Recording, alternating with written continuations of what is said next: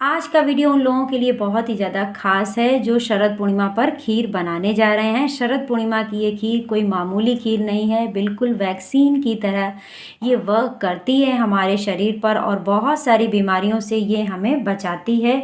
इस वीडियो में मैं आपको बताऊंगी कि खीर बनाने का सही तरीका क्या है, खीर को चांद की रोशनी में रखने का सही तरीका क्या है, साथ ही इसको सर्व करने का सही तरीका क्या है और किस तरीके से आपको इसको खाना है। अगर आप साल में इस तरीके की खीर बना कर के शरद पूर्णिमा के बाद दूसरे दिन खाते हैं तो ये खीर आपके लिए एक इम्यूनिटी बूस्टर वैक्सीन का वर्क करेगी, जो कि आपको पूरे साल बहुत सारी बीमारियों से बचाने वाली है। तो चलिए इस हेल्दी, टेस्टी और यमी रेसिपी को बनाना शुरू करते हैं। रेसिपी शुरू करने से पहले मेरी आपसे रिक्वेस्ट है कि आप मेरे चैनल इंडियन फूडी फूडी को लाइक, शेयर, सब्सक्राइब करना बिल्कुल भी ना भूलें। नमस्कार, मैं वंदना आपका स्वागत करती हूँ आपके अपने YouTube channel Indian foodie foodie पर। खीर बनाने के लिए हम यहाँ पर मिट्टी की हांडी का इस्तेमाल कर रहे हैं। ये भी काफ़ी ज़्यादा न्यूट्रिटिव होती है। और खीर बनाने के लिए हमने इसके अंदर 1 टेबल स्पून के करीब देसी घी डाल लिया है, क्योंकि कभी कभी खीर बनाते समय नीचे से लग सकती है। तो इस तरीके से अगर आप घी वगैरह डाल लेंगे तो खीर आपकी नीचे से कभी भी चिपकेगी नहीं। मैं यहाँ खीर बनाने के लिए आधा कप चावल का इस्तेमाल कर रही हूँ, तो उसी के हिसाब से मैं यहाँ पर 1 गिलास पानी को अपनी हांडी में डाल दूँगी। इसको मैं बॉयल होने दूँगी। आप सोच रहे होंगे कि खीर बनाने में पानी का इस्तेमाल क्यों कर रही हूँ। अगर आप चावल को डायरेक्ट मिल्क के साथ पकाएंगे तो वो काफ़ी ज़्यादा हैवी हो जाते हैं। आपको चावलों को पहले हल्का पानी में पका लेना होगा, जब तक कि वो अच्छे से कुक ना हो जाए उतना ही हमें यहाँ पर चावलों को पकाना है। इस तरीके से जब आप पानी में पकाने के बाद मिल्क डालते हैं तो खीर काफ़ी ज़्यादा हेल्दी बनती है। देखिए यहाँ पर पानी में हमारे बहुत ही अच्छे से बॉयल आ चुका है। अब हम यहाँ पर आधा कप चावल ले रहे हैं। इनको हमने आधे घंटे पहले भिगो कर के रख दिया था। ये अच्छे से फूल चुके हैं। अब हम इनको इसमें डाल देंगे। अब हम अपने चावलों को कवर कर देंगे ताकि चावल हमारे अच्छे से पक जाएं। लगभग 5 मिनट हो चुके हैं। चावल हमारे यहाँ पर अच्छे से पक चुके हैं। इनको हमें बीच बीच में चलाते रहना है। ये देखिए, मैं आपको प्रेस करके दिखाती हूँ। चावल बहुत ही अच्छे से पक चुके हैं। अब मैं यहाँ पर ले रही हूँ 1 लीटर के करीब गाय का दूध। यहाँ पर हमने फुल फैट मिल्क लिया है। अगर आपके पास कच्चा दूध हो तो आप उसका भी इस्तेमाल यहाँ पर कर सकते हैं। शरद पूर्णिमा स्पेशल खीर बनाने के लिए हमने यहाँ पर कुछ ड्राई फ्रूट्स लिए हैं। ड्राई फ्रूट्स में हमने चिरौंजी, काजू, किशमिश, मखाना, बादाम, साथ ही थोड़ा सा हम यहाँ पर नारियल भी ग्रेट करके ले लेंगे। ये नारियल हमारे पास रखा हुआ है। यहाँ पर जो हमने ड्राई फ्रूट्स लिए हैं इनमें से जो भी आपके पास ना हो या आप खीर में ना डालना चाहते हो तो उनको स्किप कर सकते हैं। बिना ड्राई फ्रूट्स को डाले भी बहुत ही अच्छी खीर बनेगी। साथ ही हमें कुछ मसाले लेने होंगे, ये ऑप्शनल नहीं है। इनको आप अगर लेते हैं तो काफ़ी ज़्यादा हेल्दी खीर आपकी बनेगी, बिल्कुल अमृत के जैसी। तो देख लेते हैं। यहाँ पर हमने लिया है काली मिर्च। यहाँ पर हमें लगभग 1 व्यक्ति के लिए 2 काली मिर्च लेनी होंगी। तो अगर आपके घर में 6 सदस्य हैं तो लगभग आप यहाँ पर 12 काली मिर्च लीजिएगा। साथ ही हमने ली है हरी इलायची, जो हमारी खीर का स्वाद तो बढ़ाएगी ही, साथ ही इसमें कुछ ऐसी प्रॉपर्टीज़ होती हैं जो हमारे ब्लड प्रेशर को कंट्रोल करती है। गुलाब को खीर में डालने से हमारे अंदर जो स्ट्रेस लेवल होता है वो काफ़ी ज़्यादा कम होता है। साथ ही हमें ये सौंदर्य प्रदान करने का भी काम करता है। यहाँ पर हमने कुछ तुलसी की भी पत्तियाँ ली हैं।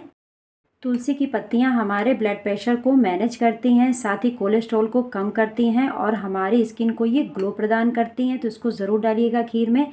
साथ ही हमने यहाँ पर केसर लिया है। केसर हमारे दिमाग को शांत करता है। अगर आपको भूलने की बीमारी है तो केसर इस खीर में डालने से आपकी ये बीमारी काफ़ी ज़्यादा कम हो जाएगी। साथ ही हमने यहाँ पर अश्वगंधा लिया है। अश्वगंधा एक इम्यूनिटी बूस्टर का काम करता है। ये हमें एनर्जी प्रदान करता है।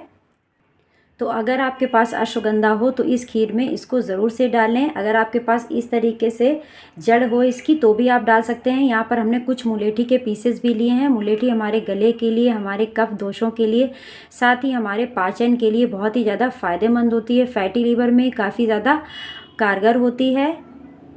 लौंग खीर का स्वाद तो बढ़ाती ही है, साथ ही इसमें कुछ ऐसे गुण भी होते हैं जिसकी वजह से ये हमारे रेस्पिरेटरी सिस्टम यानी श्वसन तंत्र को स्ट्रॉन्ग बनाती है। ये हमारी स्किन के लिए अच्छी है, हमारे दांतों के लिए अच्छी है। जायफल हमारे पाचन को स्ट्रॉन्ग बनाता है। गैस और इनडाइजेशन की जो समस्या हमारे शरीर में होती है उससे हमें ये निजात दिलाता है। साथ ही इसको दूध के साथ लेने से ये हमारी जो नींद की क्वालिटी है उसको भी अच्छा करता है। साथ ही हमने यहाँ पर ली है हल्दी। हल्दी होती है एंटी इन्फ्लामेटरी, एंटीऑक्सीडेंट से भरपूर, एंटी ट्यूमर यानी कि हमें ट्यूमर से भी बचाती है, एंटीसेप्टिक, एंटी वायरल, जो वायरल फीवर वगैरह चलता है उससे भी ये हमें बचाती है। तो अगर आप अपनी खीर में 2 चुटकी हल्दी डालते हैं तो टेस्ट बिल्कुल भी नहीं बिगड़ेगा। साथ ही जो इसकी क्वालिटी है खीर की वो भी बढ़ जाएगी। अगर आप जीवन पर्यंत कफ के दोषों से बचना चाहते हैं, साथ ही अगर आप चाहते हैं कि आपको शुगर कभी ना हो, तो उसके लिए आप इस खीर में थोड़ी सी हल्दी भी ऐड कर सकते हैं। यहाँ पर हमने कई मसाले लिए हैं। इन मसालों को हमें किस तरीके से यूज़ करना है, इनका तरीका मैं आपको आगे वीडियो में बताऊंगी। अगर आप इन मसालों में से कोई भी मसाला यूज़ नहीं करना चाहते हैं तो उसको आप स्किप कर सकते हैं। खीर बनाने के बाद जब हम उसको चांद की रोशनी में रखें तो इस प्रकार की अगर कोई आपके पास चांदी की ग्लास या चम्मच हो तो उसको आप खीर में डाल करके ज़रूर रखें। चांदी एक इम्यूनिटी बूस्टर का काम करती है। आप यहाँ पर सोने के किसी भी गहने वगैरह का भी इस्तेमाल कर सकते हैं। उसको गर्म पानी में अच्छे से वॉश करने के बाद चांदी और सोना दोनों ही एक साथ डाल करके रख सकते हैं। जिस तरीके से हम सोना चांदी वाला च्यवनप्राश वगैरह खाते हैं उसी तरीके से इस खीर में भी सोने और चांदी की न्यूट्रिटिव वैल्यू आ जाती है, जो कि एक इम्यूनिटी बूस्टर का काम करती है। राजाओं महाराजाओं के समय में जब खीर बनती थी वो सोने के बर्तनों में बनती थी। आजकल हमारे पास सोने के बर्तन तो है नहीं, तो आप पीतल के बर्तन, मिट्टी के बर्तन या फिर तांबे के बर्तन का यहाँ पर इस्तेमाल कर सकते हैं। खीर में मिठास लाने के लिए हम यहाँ पर यूज़ कर रहे हैं मिश्री का। यहाँ पर हमें धागे वाली मिश्री का ही इस्तेमाल करना है। जो पूजा के लिए हम कटिंग वाली मिश्री लेते हैं वो यहाँ पर हमें यूज़ नहीं करनी है। मिश्री हमारे हीमोग्लोबिन को बढ़ाती है, ये हमारे गले की खराश से हमें निजात दिलाती है, साथ ही हमारी पाचन के लिए काफ़ी ज़्यादा अच्छी रहती है। खीर को बनाने के लिए इस तरीके के जो छोटे साइज़ वाले चावल होते हैं उनसे खीर काफ़ी ज़्यादा अच्छी बनती है। हम यहाँ पर सोना मसूरी चावल का यूज़ कर रहे हैं।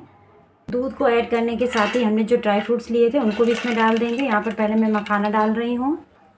काजू बादाम को भी हमने रफली चॉप करके ले लिया है। किशमिश और चिरौंजी को हमने अच्छे से वॉश करके ले लिया है, इनको भी हम इसमें डाल देंगे।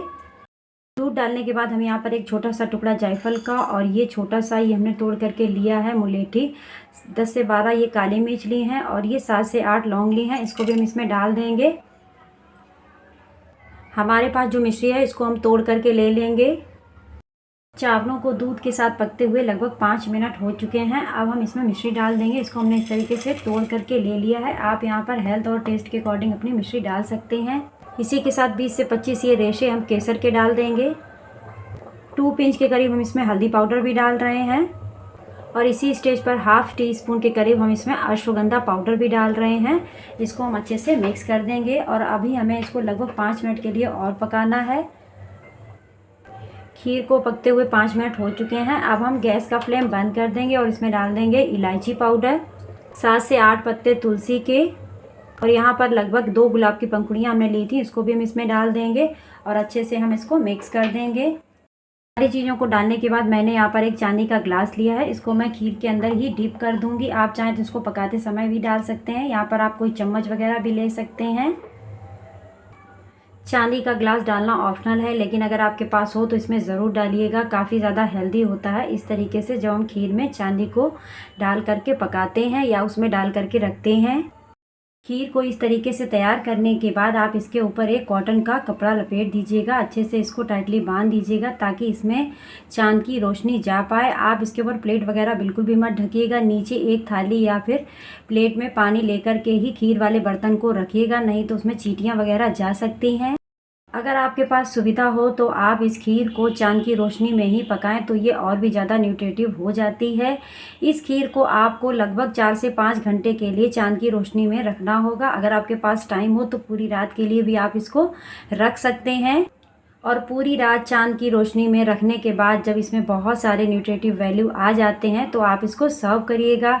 आप इसको एक कटोरी दे सकते हैं, छोटे बच्चों से लेकर बड़ों तक। और जब छोटे बच्चों को दें तो उसमें से काली मिर्च और लौंग वगैरह निकाल दीजिएगा। अगर बड़ों को दे रहे हैं तो आप उसमें 2 काली मिर्च और 1 लौंग डाल करके भी दे सकते हैं, क्योंकि बड़े ये चीज़ें खा लेते हैं। ये खीर बिल्कुल वैक्सीन की तरह वर्क करने वाली है, तो वैक्सीन जितनी ज़रूरी है उतनी ही ये खीर भी ज़रूरी है। तो शरद पूर्णिमा पर ये खीर ज़रूर बनाइएगा।